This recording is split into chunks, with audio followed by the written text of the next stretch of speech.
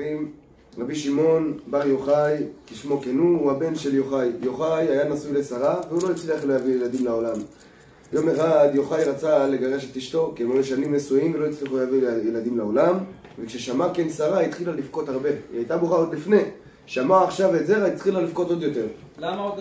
מאיפה הבעיה? מאיפה יודע אולי הבעיה? הכרות, זה הדין. בהלכה, לא משנה, אולי זה לא משנה. ההלכה, אחרי 10 שנים אפילו האדם לא מצליח להביא ילדים לעולם, יכול לגרש את האישה, היא יכולה להתגרש ממנו כמובן. אני חושב שהוא יכול שנייה, כבוד הרב. הוא לא חייב לגרש, הוא יכול שנייה. זה או שנייה או לגרש. לנו להלכה היום אפשר לעשות את זה, קיבלנו חרם גרשון, לא משנה, רק עם פסק של 100 רבנים שחותמים אפשר להתחתן עם עוד אחת, לא משנה. אבל עכשיו, יוחאי הלך לישון בלילה בראש השנה וחלם חלום. ראה ככה איזשהו צדיק, גבוה קומה, יפה תואר, שהולך בפני כל העצים, יש מלא עצים, שדה מלא עצים, חלק יבש, חלק שהוא לא יבש, והוא הולך משקה עם קיטון שיש לו על הכתף, משקה כל עץ ועץ. הוא ראה כן שהוא משקה עצים שהם יבשים וכאלה שלא יבשים, הוא רואה שיש כאלה שהוא גם מדלג עליהם, והוא ראה שהוא ניגש לעץ שהוא נשען עליו, יוחאי בעצמו, לקח צלוחית של מים, ושפך את זה לא מאותו קיטון, אלא לקח צלוחית מיוחדת. ובעצם, כשהוא שפך, הוא ראה שהעץ הזה מתחיל לפרוח, בעצם זה היה הדמעות של אשתו של יוחאי, שרה. הלך לרבי עקיבא, פירש להם את החלום שהולך להיוולד לכם צדיק גדול, שהולך להיוולד לכם אור גדול לעולם. ומי הוא היה? אחרי 9 חודשים נפקדו, ברוך השם הם קיבלו לחבוק בידיים את רבי שמעון בר יוחאי.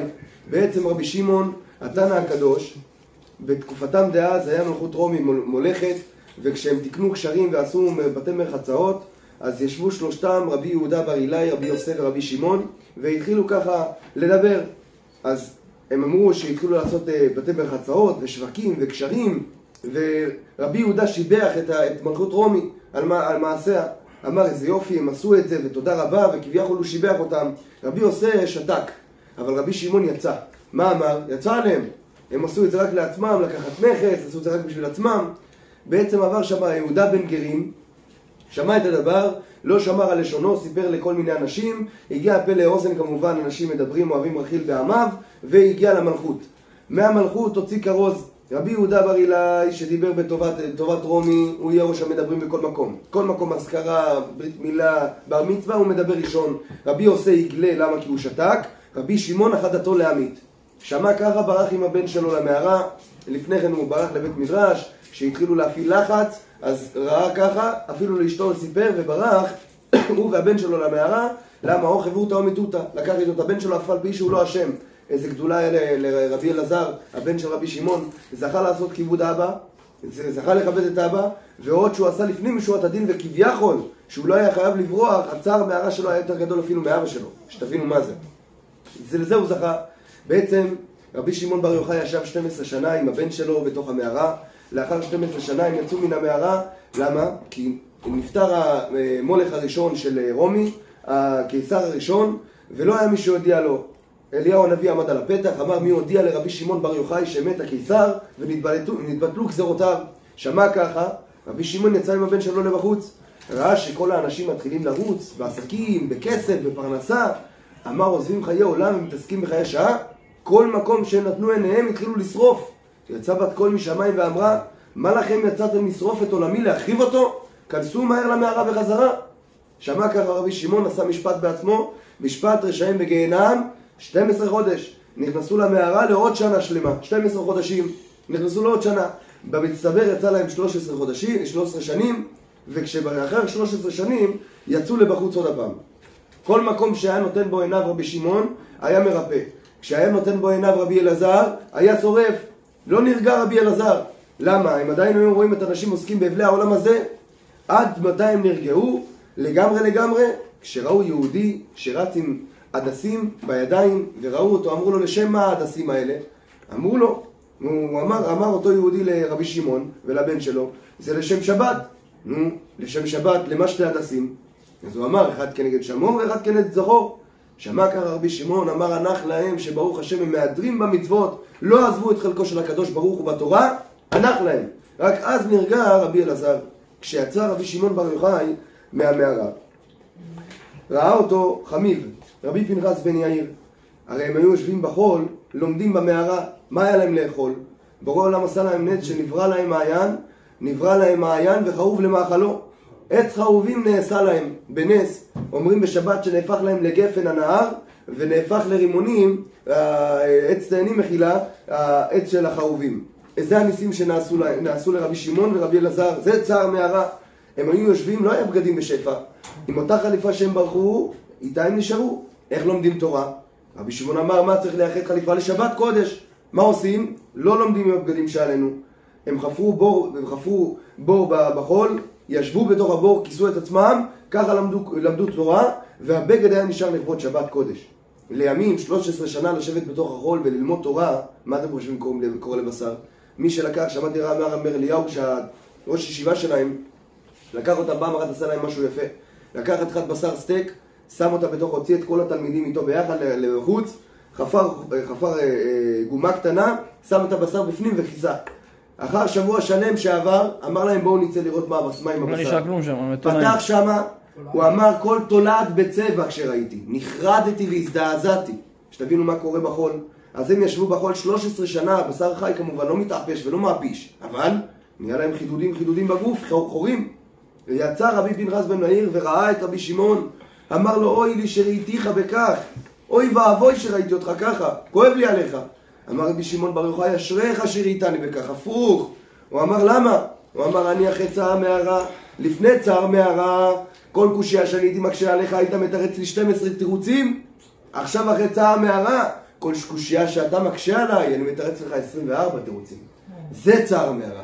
ורבי פנחס בן יאיר חיבק אותו ונשק אותו וגידל אותו ורומם אותו. זאת אומרת, הוא היה גם אחד מהמיוחדים שקשורים עם רבי שמעון בר יוחאי, כמו שאמרנו, זה היה חמיר. באמת. אבל בעצמו רבי פנחס בן יאיר גם היה גדול בדור. מה שאני אומר, אחד מהגברה רבה של הדור הוא היה. ובעצם רואים דבר כזה, רבי שמעון, כשהוא יצא, רואים, אמר רבי שמעון שהוא רואה חושך בעולם. הלך לראות, להסתכל, בוא נלך לראות מה רוצה הקדוש ברוך הוא לעשות בעולמו. ראה מלאך בגודל של הר, יוצא לו 30 נורים של אש מהפה, רוצה להרחיב את העולם. אמר למלאך, מה לך בעולם? מה אתה רוצה לעשות? אמר הקדוש ברוך הוא, שלח אותי להרחיב את העולם. אמר לו, מה זאת אומרת להרחיב את העולם? לך תגיד לו, רבי שמעון בעולם, למה אתה רוצה להרחיב את העולם? הלך ואמר המלאך לקדוש ברוך הוא, גלוי וידוע לפניך, מה אמר רבי שמעון לי? אמר לו, אל תשגח ברבי שמעון, רד ותרחיב את העולם. אמרתי לך משהו, לא? ירד למטה עוד הפעם, ראה רבי שמעון, מה אתה לא מבין בדיבורים, מה? התעצבן רבי שמעון, התחיל קצת בקראטה, אמר לו, תקשיב טוב, אם אתה לא לוקח את עצמך וחוזר שם למעלה ומבטל את מה שנאמר, אני אשלח אותך שם להרי החושך, איפה שהעזה והזעם נמצאים, אלה שאותם מלאכים שלא יכולים לצאת, שם אני אשלח אותך. פחד המלאך, אמר, מה אתה רוצה ממני? מה אני אשם? אמר לו, מה רוצה הקדוש ברוך הוא? למה? אמר, אין 30 צדיקים בדור שיכולים להחזיק את כל הדור. אמר, אם זה ככה, מה נאמר אצל אברהם? אם לא 30, תעשה בעבור ה-20. יש לפחות 20 צדיקים. ואם אין 20, תעשה בעבור ה10. אל תשחית בעבור ה10. אמר, ואם אין 10, בעבור ה2, שזה אני והבן שלי. ואם גם אין 2 והבן שלי לא ביניהם, אני פה בעולם, אשרי ואשרי חלקי שזכיתי להיות בעולם, אל תרחיב את העולם. יצאה בת קול באותו רגע משמיים ואמרה, אשריך רבי שמעון בר יוחאי, שהקדוש ברוך הוא גוזר ואתה מבטל. זה רבי שמעון בר יוחאי. זה הכוח של התנא האגדי הזה. הוא זכה לרמות כאלה וכל כך דרגות גבוהות, שהתקשר עם השכינה הקדושה בדיבוק גדול, עד כדי כך שהוא מחליט ושולט בבריאה. ואמר הקדוש ברוך הוא אוהב את זה, ניצחוני בניי. הוא מחכה לזה ומצפה ומייחל לזה. אני אוהב את זה, בורא עולם אומר. ניצחוני בניי, תנצחו אותי, תראו לי כמה אתם מסוגלות שלכם שבאתם לעולם הזה, ואתם יכולים לשנות את כל חוקי הטבע. אם זה למעלה ואם זה למטה. רבי שמעון בר יוחאי, עוד מסופר עליו, שהיה מעשה עם רבי יצחק. רבי יצחק, שישב איתו, הוא היה אחד מהחבריה, והוא היה ידוע שהוא סיפר לרבי יהודה, שאמר לו, אני ראיתי ואני מרגיש, ואני ראיתי שהצטלק ממני הצלם. אמר ככה רבי יצחק, ראיתי שהצטלק ממני הצלם, אני הולך לעזוב את העולם הזה. אני יודע את זה. זה חלק מהסגולות שאומרים, אדם שמרגיש, שרואה שנעלם לו הצלם, הכוונה הצל שלו, כמובן זה בדברים של רוח, בעניין של קדושה, כן? לא ברוחניות, לא במציאות שאני רואה צל שלי או לא צל. זה באמת ברוחניות. ראה ברוח הקודש שהוא אמור להסתלק. אמר אם זה ככה, תתחיל להכין ציוד נשמה. מה, צריך להחזיר כלים לבורא עולם? לא. אתה מחזיר את הנשמה, תתחיל להתקדש ולהתאר לאט לאט. רק ככה רבי שמעון אהב את רבי יצחק מאוד. מה עשה? כל הזמן רבי שמעון היה לומד עם רבי יצחק. אותו יום שהיה צריך מלאך המוות לקחת את רבי יצחק, הוא היה מרקד ומפזז מאחורי רבי יצחק. וראה ככה רבי שמעון, מה עשה? אמר, מי שרגיל להיכנס למערה, ייכנס. ומי שלא, יישב בחוץ. רבי יצחק לא הבין מה הוא רוצה, אבל נכנס. ידע ככה רבי שמעון, שאם רבי יצחק נכנס, השטן לא יכול להיכנס, גם הוא מפחד מרבי שמעון בר יוחאי. מי יכול להתעסק איתו? נשאר הוא גם בחוץ. הושיב רבי שמעון בר יוחאי את רבי אלעזר בנו על פתח המערה והשביע אותו. שכל אדם שירצה להיכנס לפה, אוי ואבוי, אף אחד לא נכנס לפה. שמע ככה רבי אלעזר וקיבל, אמר אבא, אני נמסר למשמעתך ואין דבר כזה, אף אחד לא נכנס לפה. בא רבי שמעון, התחיל ללמוד איתו, אמרנו, הוא היה צריך לקחת אותו ב10, מ8 בבוקר הוא עם רבי שמעון, הגיע 10, הוא אומר, כפרה עליך רשב"י, תביא את רבי יצחק, אני צריך לקחת אותו. מה אמר רבי שמעון למלאך המוות? אמר לו, מחילה ממך נשמה, אני פה, הוא איתי ביחד, אני משגיח עליו. הלך השטן, מלאך המוות, לבורא עולם. אמר לו, הקדוש ברוך הוא, יימח שמך, 10 ודקה, איפה הוא? רבי יצחק, ממתי אתה מאחר? יש לך עבודה, לא? ירד למטה, בתסביר לך מלאך המוות. הוא אומר, מה, זה בורא עולם מפה, רבי שמעון מפה, מה אני עושה עכשיו? בבקשה, רשב"י, תן לי אותו, נו. בורא עולם זהו, הוא יהרוג אותי. תן לי אותו, בבקשה. אמר, הגיע הזמן שלנו כבר 10 ודקה, יש לי עוד מלא עבודה. לעין הרע, השם ירחם. יש לי עוד מלא עבודה. תסתכל ככה מלאך המוות. אמר רבי שמעון למלאך המוות, תגיד לה הקדוש ברוך הוא, שכל עוד אני בעולם, אני ערב על רבי יצחק. היצאה השכינה הקדושה ופתחה ואמרה, בת קול, אשריך רבי שמעון בר יוחאי, שהקדוש ברוך הוא גוזר, ואתה מבטל. אתה מבטל. מה הוא עשה? ידע תאריך פטירה של אדם, לקח על עצמו בכתפיים. כל עוד אני נמצא בעולם, אני ערב עליו. למי יש כוח? אנשים שיכולים לבטל ככה כבוד הרב? הלוואי, אני מקווה. לא, בעבר היה הרבה. בטח. תנאים, חלק מהדברים שבאמת צריך להבין, כל תנא ותנא שמוזכר בגמרא, רק שאני אסבר לכם את האוזן, כל תנא ואמורה שמוזכר בגמרא, הוא יכול לחיות מתים. זאת אומרת, כמה כאלה שלא יכלו לחיות מתים, אבל הם תלמידי חכמים עצומים, ברמות של עריות, גוריית הרבתה, עריות בפני עצמם, פשוט לא הוזכרו בגמרא, כי הם לא יכלו לחיות מתים. אז כל מי שמוזכר בגמרא, תנא ואמורה שמוזכר בגמרא, מסוגל לחיות מתים. כמה כאלה שלא יכלו לחיות מתים, לא נזכרו בגמרא בגלל הדבר הזה. זאת אומרת, לאיזה דרגות ומעלות הם הגיעו? במאמרי פיו הם יכולו להחיות מתים בחזרה. למה לא עושים את ההילולה של רבי שמעון, מעצימים את זה, כולם עושים, ושל רבי עקיבא בקושי עושים? זו שאלה יפה, לחלק ממה שואלים. אומרים שרבי עקיבא, חלק מהטעם שנגיד עכשיו למה לא עושים לו הילולה, כי הוא נפטר ביום כיפורים. ביום כיפור אפשר לעשות בלגן ורעש. ביום כיפור, כל אחד בבית כנסת שלו, כל אחד בעלייה שלו, לא יכול ללכת לרבי עקיבא.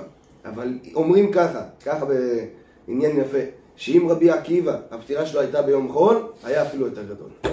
רבי עקיבא, זה עד כדי כך היה בדרגה שמשה רבנו, כשראה אותו, חזה את כל הדורות שעלה לקבל את התורה, חלשה דעתו. ראה את רבי עקיבא, הוא בעולמך, אתה רוצה לתת תורה על ידי? חלשה דעתו, אפילו שהוא שמע שהוא דורש בכיתת תורה, מתי נצדקה דעתו של משה רבנו? כשהוא שמע את רבי עקיבא, כשלקח אותו בורא עולם בזמן, להראות לו רבי עקיבא, שמע שהוא דורש דרשות, חלשה דעתו. עד מתי נתפייסה דעתו של משה רבנו? שהוא שמע וזה הלכה למשה מסיני.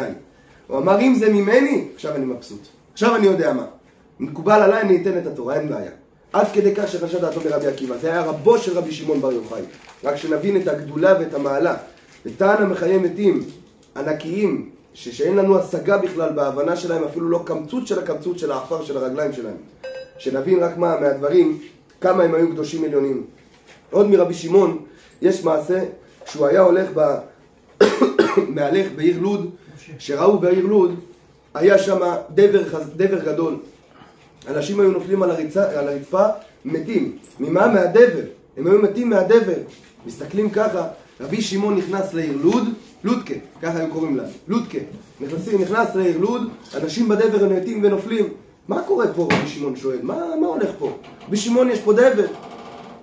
מתפעל רבי שמעון, אני בעיר ועדיין שולט פה הדבר?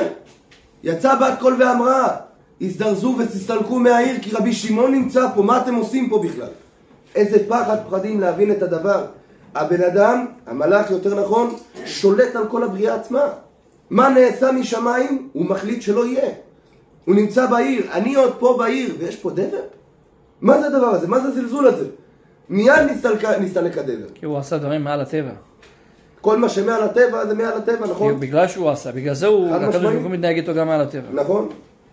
ונגיד עוד מעשה קצר וניגע ישר במיטת רבי שמעון בר יוחאי. אני אקריא ככה קצת מהזוהר, זה מנהג רבי ומורי, הרב יחזקאל תומר. כל השיעור הזה גם ממה שאני למדתי ממנו כל השנים, שהוא מעביר את שיעור רבי שמעון בר יוחאי ממש בעוז ותעצומות.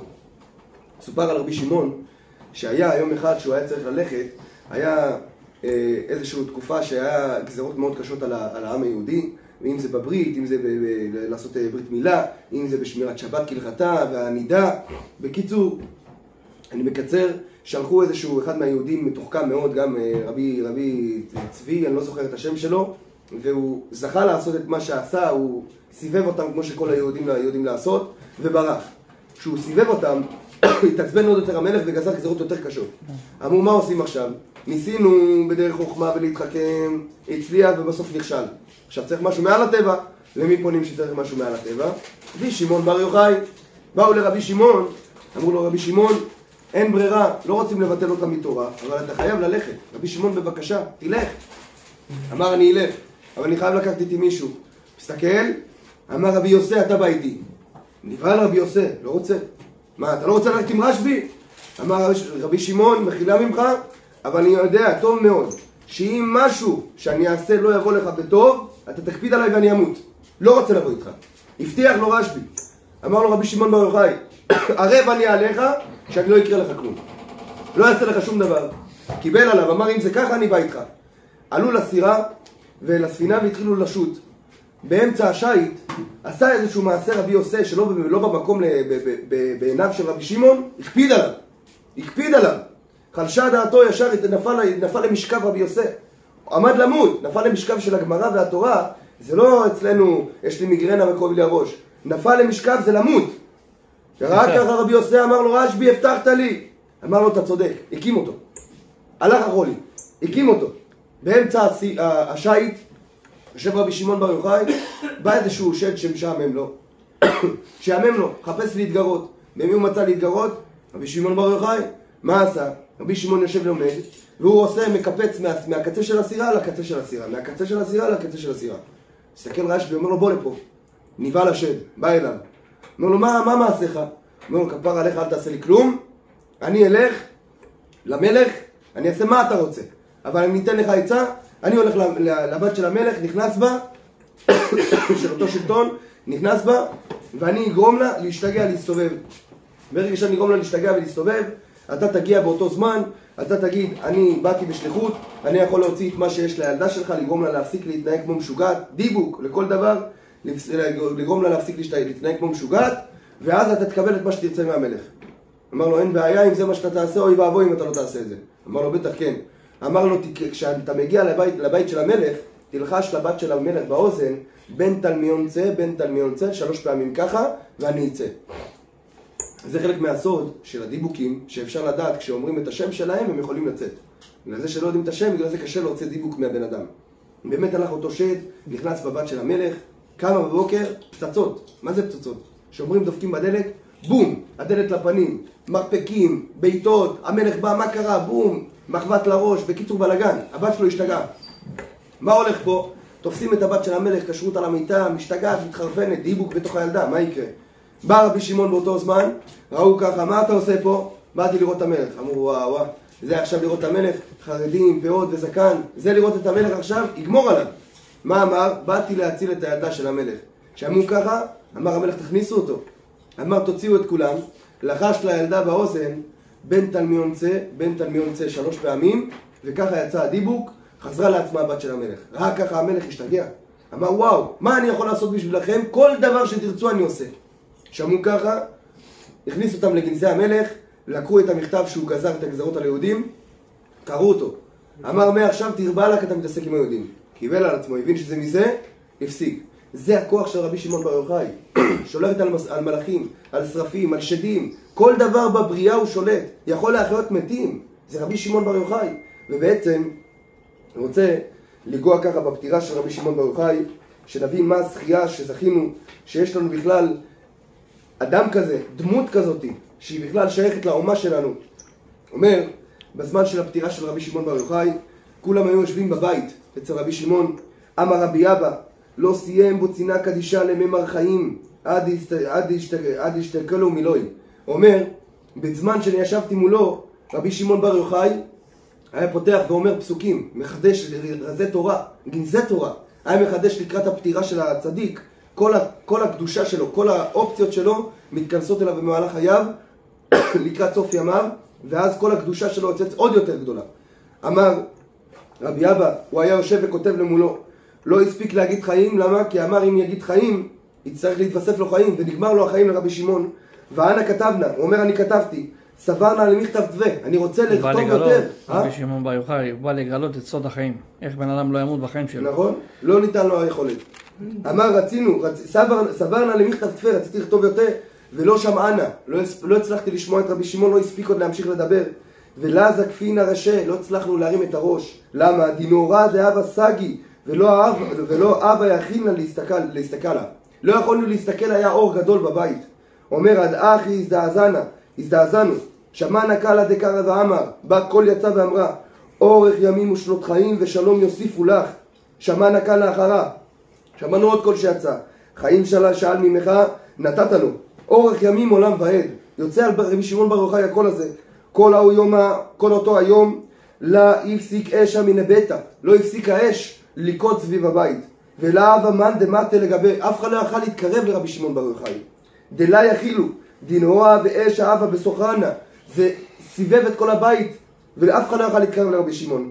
כל היומה נפילנה על ערה וגאנה, התחלנו ליפול על הרצפה והתחלנו לגעו בבכייה, לא הצלחנו לדבר. בתר דאז אשה, אחרי שנסתלק האש, כי כבר נכבה אור הנר המערבי שזה רשב"י, אומר, חמנה לבוצינה קדישה קודש הקודשים. ראינו את הבוצינה קדישה, הנר המערבי, נר הקדוש, קודש הקודשים, והסתלק מן העלמא, הלך ונסתלק מן העולם, התעטף בטלית, שכב על ימיני, שכב על צד ימין שלו, ועל פין חייכין. התחיל והיה מחייך, שכב על צד ימין ונפטר ככה מן העולם והיה מחייך.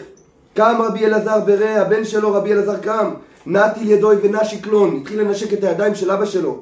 ואנה, אומר עליו רבי אבא, ואני לחיך נעפר דתחות רגלוי, התחלתי ללחר את האפר הקדוש שמתחת לרגליו של רשב"י.